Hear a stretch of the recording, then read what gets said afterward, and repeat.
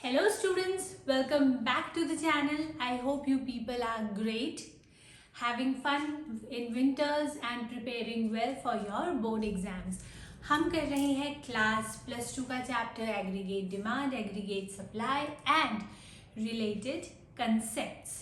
उसमें हमने कर लिया था कि आपका एग्रीगेट डिमांड क्या होती है, उसके कंसेप्ट्स, उसके कंपोनेंट्स और diagrammatical representation and tabular representation हमने अपनी प्रीवियस क्लास में कर ली थी। ठीक है, कुछ चीज़ें उसमें मैंने आपको इम्पॉर्टेंट बताई थी, तो आई रिकमेंड कि before coming to your aggregate supply directly you should visit the previous video first.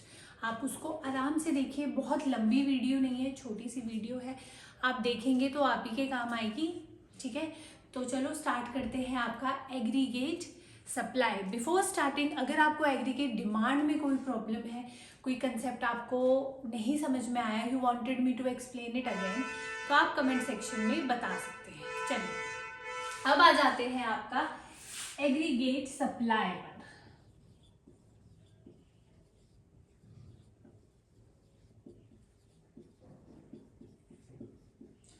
ठीक है, अब देखिए, जैसे कि मैंने आपको पहले भी बताया था प्रीवियस क्लास में कि एग्रीगेट का क्या मतलब होता है। एग्रीगेट का मतलब होता है अज्यूम्ड, राइट, कि मैं अज्यूम कर रही हूं कि आने वाले साल में मेरी फैक्ट्री से इतना माल सप्लाई होगा। ठीक है, ये होती है आपकी एग्रीगेट सप्लाई। एग्रीगेट सप्लाई आपकी एग्जैक्ट वैल्यू नहीं होती, क्योंकि देखो कोई भी प्रोड्यूसर एग्जैक्टली नहीं बता सकता।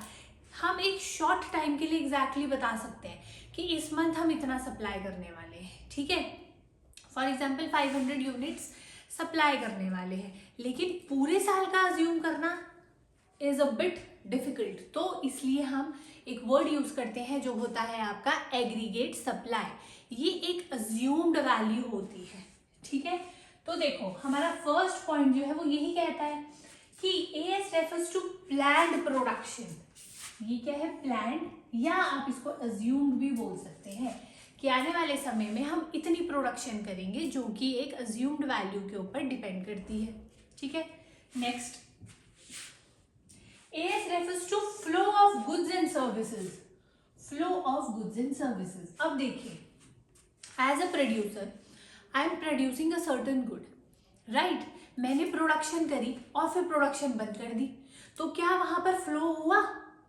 वहां पर फ्लो नहीं हुआ। फ्लो होता है जब कॉन्टिन्यूअसली आप किसी चीज को करते जा रहे हैं, तो वो चीज होती है फ्लो में। ठीक है, जैसे हम कई बार बोलते हैं, आपको पेरेंट्स बोलते हैं या रिलेटिव्स बोलते हैं कि अभी आप पढ़ाई के फ्लो में हो, तो ये भी कर लो, ये भी कर लो। इट मीन्स आप टच में हो उस चीज के, आपने वो चीज छोड़ी नहीं है। ठीक है, तो यहाँ पे भी क्या होता है कि प्रोडक्शन आपका फ्लो में चलना चाहिए, as planned by the producer during an accounting year. ठीक है, got it? Next, it is identical. Identical का मतलब होता है सेम। ठीक है, with the flow of income during an accounting year. ठीक है, अब वो यहाँ पर क्या बोलने की कोशिश कर रहा है? वो ये बोलने की कोशिश कर रहा है कि जो एएस है ना, वो बराबर है आपके वाई के। वाई क्या होती है? इनकम। इनकम के बराबर है। ठीक है, क्या बोल रहा है वो कि एएस आपके इनकम के बराबर है। कैसे? फिर से पढ़ते हैं। It is identical with the flow of income during an accounting year. AS and Y therefore may be treated as identical to each other. देखो, अब मैं कौन हूं? मैं हूं प्रोड्यूसर।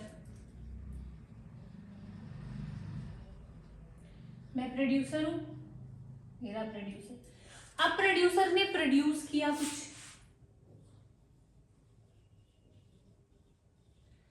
प्रोड्यूस किए उसने कुछ।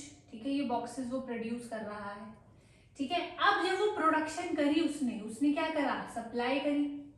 सप्लाई करके उसने क्या अर्न किया? इनकम। वो अल्टीमेटली क्या करने की कोशिश कर रहा है? वो अल्टीमेटली प्रोडक्शन से पैसे कमाने की कोशिश कर रहा है। ठीक है, हम सब यही करते हैं as a producer, as a businessman. मेरा क्या मोटिव है? To earn income, to earn something. ठीक है, इसलिए मैं ये कह रही हूँ कि मैं जो भी सप्लाई करूंगी वो मेरी इनकम के बराबर होगी। ऐसा तो नहीं है कि आपने सप्लाई किया 100 यूनिट्स और पैसे आपको सिर्फ मिले 90 यूनिट्स के। जितना आप सप्लाई करोगे उतनी इनकम मिलेगी, ठीक है। तो इसलिए ए एस और आपका वाई क्या होता है, आइडेंटिकल होते हैं नेचर में। Next, aggregate supply equals to national income, NNP/FC के बराबर होता है, ऐसा ये बोल रहे हैं, ठीक है। अब देखो इसको भी समझते हैं क्या मतलब है इसका।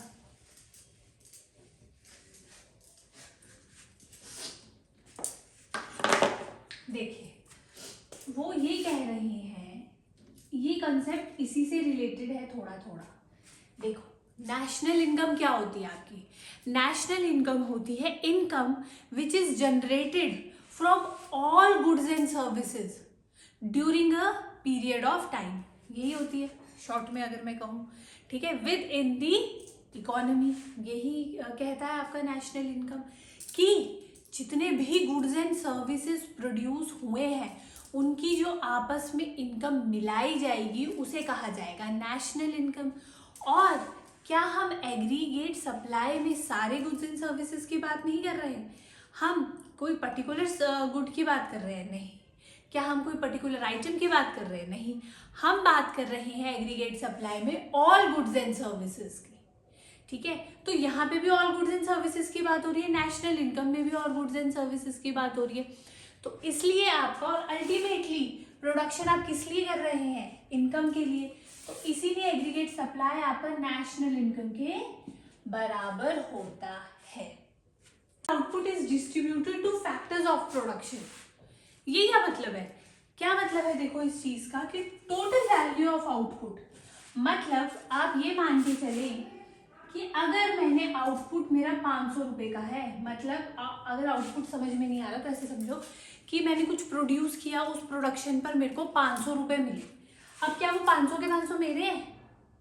देखो क्या होता है, आपको पता है फैक्टर्स ऑफ प्रोडक्शन कौन कौन से होते हैं, हमने ये आपकी प्रीवियस क्लास में किया था। Land first, labour, capital, entrepreneur और प्रॉफिट आपका, ठीक है। अब ये 500 रुपए जो मैंने अर्न किए हैं, ये जो मैंने लैंड लिया था रेंट पर उसको मैंने 100 रुपए दे दिए, लेबर को मैंने 100 रुपए दे दिए, कैपिटल पे इंटरेस्ट मैंने 100 रुपए दे दिया, मेरा कोई पार्टनर है, बिजनेस पार्टनर है, उसको मैंने 100 रुपए दिए। अब देखो टोटल कितना हो गया इनका, 400 रुपए। मेरे पास कितना बचा, 100 रुपए। तो ये जो आपका वैल्यू ऑफ आउटपुट है ना, ये सारे फैक्टर्स ऑफ प्रोडक्शन में डिस्ट्रीब्यूट होता है, ठीक है। एक और एग्जांपल से समझो, ठीक है। ये वैसे आ गया होगा समझ, but still factors of production आपके कौन कौन से हैं। पहला factors of production, factors of production मेरे पास होते हैं 4, जो है land, labour, capital, entrepreneur and your profit. Last में मेरा प्रॉफिट आता है, ठीक है। अब मैंने कमाए 1000 रुपए, अब 1000 रुपए में मैंने रेंट दे दिया आपका 300 रुपीज, लेबर को दे दिए 200 रुपए, कैपिटल दे दी 100 रुपए, एंटरप्रेन्योर को दे दिए 100 रुपए। कितने बचे, 3, 5, 6, 7, मेरे पास प्रॉफिट बचा 300 रुपए। तो ये जो 1000 रुपीज है ना, देखो कितने मल्टीपल जगह डिस्ट्रीब्यूट हो गए। तो वो यही कहने की कोशिश कर रहे हैं कि वैल्यू ऑफ आउटपुट जो होता है आपका डिस्ट्रीब्यूट होता है फैक्टर्स ऑफ प्रोडक्शन में। डिस्ट्रीब्यूशन क्यों आपकी जरूरी है, because for the further generation of the output मुझे ये सारे के सारे फैक्टर सर्विसेज चाहिए, और अगर मुझे फैक्टर सर्विसेज चाहिए तो मुझे फैक्टर पेमेंट्स करनी पड़ेंगी उन्हें, ठीक है। Got it. Next point, total of these factor incomes at domestic and national level is termed as NNP/FC। अब देखिए मैंने स्टार्टिंग में भी कहा था कि नेशनल इनकम क्या होती है। नेशनल इनकम होती है income which is calculated by producing all goods and services. Goods and services पे, सारी की सारे गुड्स एंड सर्विसेज पे जो इनकम आपकी हम कैलकुलेट करते हैं उसे कहते हैं आपका आपका नेशनल इनकम। ठीक है, अब फैक्टर इनकम से ही जनरेट हुई है आपकी सारी इनकम्स, क्योंकि अगर ये फैक्टर्स ना हो तो क्या मैं इनकम जनरेट कर सकती हूँ? नहीं। विथ इन्हीं की हेल्प से मैं क्या करती हूँ, अपनी नेशनल इनकम को जनरेट करती हूँ, और इसीलिए नेशनल इनकम के ये बराबर होते हैं। अब next, national income equals to consumption plus saving. Important है ये, कंजम्पशन प्लस सेविंग। अब देखो मैं क्यों बोल रही हूँ ऐसा। अब मान के चलो हम लेबर हैं, मुझे 200 रुपये मिले थे यहाँ पर। अब ये 200 रुपये या तो मैं कंज्यूम कर लूंगी, नेशनल इनकम, ये मेरी इनकम कितनी है? 200 रुपये एज ए लेबर। ठीक है, अब ये 200 रुपये से मैं 100 रुपये कंज्यूम कर लूंगी, बचाए मैंने कितने? 100 रुपये। 100 रुपये कंज्यूम किए और 100 रुपये बचा लिए। अब देखिए क्या मतलब है इस चीज़ का, कि जब भी हम इनकम को अर्न करते हैं, या तो वो इनकम हम कंज्यूम कर लेते हैं अपने खर्चे के लिए, ठीक है, और कुछ पोर्शन उसका सेव भी करते हैं। ठीक है, करते हैं कि नहीं? आपको सैलरी मिलती है, क्या पूरी की पूरी सैलरी आप कंज्यूम कर लेते हैं? नहीं, हम कुछ पोर्शन उसका कंज्यूम करते हैं और कुछ पोर्शन उसका सेव करते हैं। ठीक है, तो कंजम्पशन और सेविंग आपकी किसके बराबर हुई? इनकम के बराबर। और जो आपकी इनकम है वो कहाँ से आई? क्योंकि आपने फैक्टर सर्विसेज दिए थे। ठीक है, तो वो आपकी आई अल्टीमेटली नेशनल इनकम की तरफ कंट्रीब्यूट कर रही है। ठीक है, आई होप आपको ये चीज़ क्लियर होगी। ये हम डायग्रामेटिकली और जब टेबल इसका बनाएंगे तो भी आपको बहुत अच्छे से ये चीज़ क्लियर हो जाएगी। अब बनाते हैं कि आपका स्केड्यूल कैसा होता है एएस कर्व का, और इसका डायग्राम कैसे बनता है। अब आ गया है आपका एग्रीगेट, स्केड्यूल और डायग्रामेटिकल रिप्रेजेंटेशन। देखिए, जो पीछे हमने एग्रीगेट सप्लाई के जितने भी कंसेप्ट्स पढ़े हैं ना, वो आपको अब इस स्केड्यूल और डायग्राम के थ्रू क्लियर हो जाएंगे। देखो, इनकम दी हुई है आपको, इनकम क्या होती है मेरी? वाई होती है। ठीक है, इनकम दी हुई है आपकी 0, 100, 200, 300, 400, 500, 600। ठीक है, अब भले ही आपकी इनकम 0 है, लेकिन आपकी कंजम्पशन कितनी है? 40 है। ठीक है, एज कि हम कुछ कमाएं या हम ना कमाएं, हम कंज्यूम जरूर करते हैं। As a student you are earning anything? No. ठीक है, कोई अनएम्प्लॉयड इंसान है, he or she is earning anything? No, but still he or she must be consuming. जिंदा रहने के लिए हम कुछ ना कुछ कंज्यूम करते हैं, और जब हमारी इनकम 0 होती है और हम कुछ कंज्यूम कर रहे होते हैं, उसे कहा जाता है आपका ऑटोनॉमस कंजम्पशन। क्या कहा जाता है? Autonomous consumption. ये मैंने आपसे पूछा था कमेंट सेक्शन में।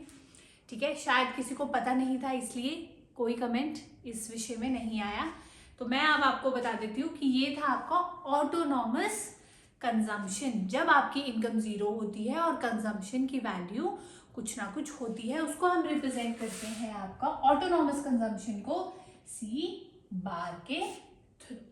ठीक है, अब ये आपकी कंजम्पशन है। ठीक है, अब देखो सेविंग्स का क्या है। सेविंग्स आप प्लीज अपनी मर्जी से कोई वैल्यू सेविंग्स में ना लिखें। इसको आप जब हम वो कर रहे थे, कॉन्सेप्ट करा था हमने, तो उसमें हमने पढ़ा था कि national income equals to consumption plus saving. यही पढ़ा था हमने। हम इसी के थ्रू सेविंग निकालेंगे। ठीक है, क्योंकि अगर आप सेविंग की वैल्यू अपने आप से लिख देते हैं क्या बोलते हैं एग्जाम में, तो क्या होगा, आपका कर्व जो है ना वो ठीक नहीं बनेगा, और आपकी एएस और सेविंग एएस की वैल्यू भी ठीक नहीं आएगी। ठीक है, तो इसी के थ्रू निकालेंगे। देखो, हमें क्या निकालनी है? सेविंग निकालनी है। क्या दी हुई है? कंजम्पशन भी दी हुई है, नेशनल इनकम भी दी हुई है। तो सेविंग इक्वल्स टू क्या हो जाएगी आपकी? या चलो ऐसे कर लेते हैं, national income minus saving equals to minus consumption equals to saving. यही हो जाएगा आपका। जब इक्वल्स टू के इस तरफ कोई वैल्यू जाती है तो वो अपना साइन चेंज कर लेती है। ठीक है, तो इसी से ही हम सेविंग निकालेंगे। तो सेविंग क्या लिख लेगी? नेशनल, या नेशनल इनकम छोड़ो, इनकम लिख लेते हैं y माइनस सी, ऐसे ही लिख लेगी। राइट, चलो करते हैं इसको। 0 minus 40, 100 minus 120, 200 minus 200, 300 minus 280, 400 minus 360, 500 minus 440 and 600 minus 520. ठीक है, ये लाइन इरेज कर देते हैं, वैल्यू यहाँ पर आएगी नहीं वरना।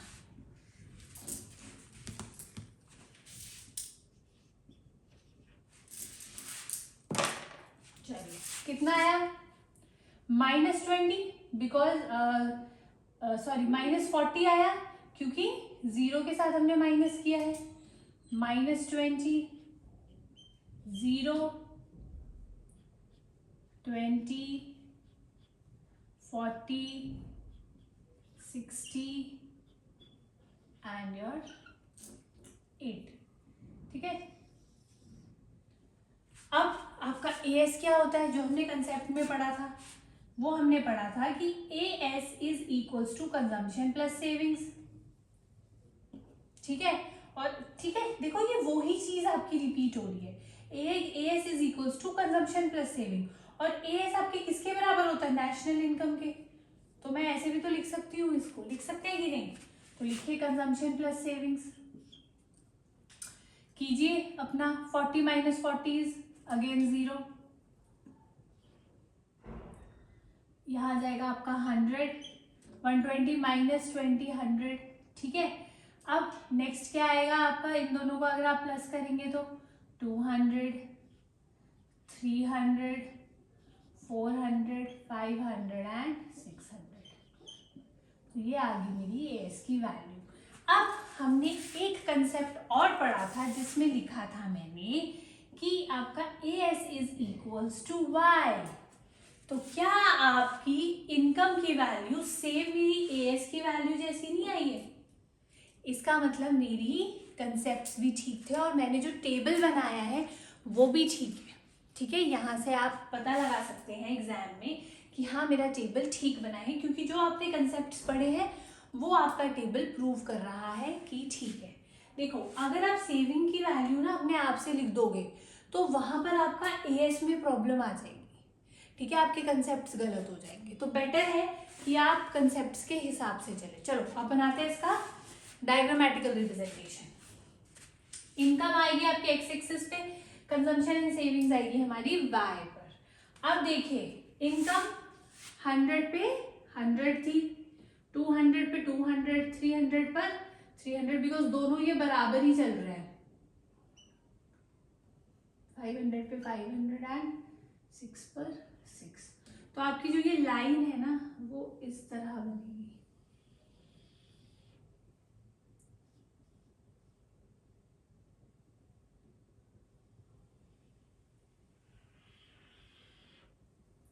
बिल्कुल स्ट्रेट लाइन बनेगी ये। ठीक है, बोर्ड पर मुझसे बन नहीं पा रही है, लेकिन ये बिल्कुल स्ट्रेट लाइन बनेगी जो होगी आपकी 45 डिग्रीज की। 45 डिग्रीज आपको लिखना है वहां पर। आप चाहे तो मेजर कर सकते हैं इसको विद डी, बिल्कुल एग्जैक्ट 45 डिग्रीज बनेगी। जब आप with scale and with proper measurements बनाएंगे तो बिल्कुल आपकी 45 डिग्रीज बनेगी। ठीक है, तो आई होप आपको ये स्केड्यूल समझ में आया होगा, टैब्यूलर रिप्रेजेंटेशन समझ में आई होगी। ठीक है, इसकी हेल्प से आपके कंसेप्ट्स भी आपको क्लियर हो जाएंगे। नेक्स्ट टॉपिक करेंगे हम अब आपकी नेक्स्ट क्लास में। अगर आपको वीडियो अच्छी लगे तो please do like, subscribe and share with your friends. Till then be healthy and good bye.